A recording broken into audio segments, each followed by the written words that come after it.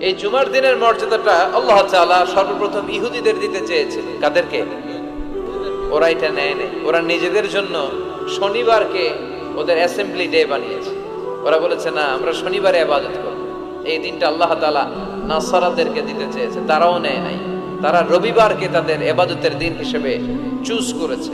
অবশেষে আল্লাহ তাআলা আমাদেরকে এই দিনটা দিতে চাইলেন, আমরা কোনো কথা ছাড়াই গ্রহণ করলাম আর ধন্য হয়ে গেলাম।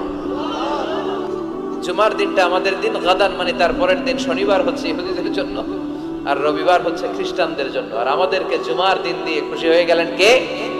আবার বিশ্বনবী বললেন, জুমার দিনটা এমন দিন, এই দিনে আল্লাহর পক্ষ থেকে বিশেষ ফেরেশতারা মসজিদের সবগুলো দরজার মধ্যে দাঁড়িয়ে যায় এবং জুমার নামাজের আগ দিয়ে খতিব সাহেব আসার আগ পর্যন্ত লিখতে বসে যায়। কে কে মসজিদে ঢুকে নামগুলো তারা কাউন্ট করে, এন্ট্রি করে। সর্বপ্রথম জুমার সালাত আদায়ের জন্য যে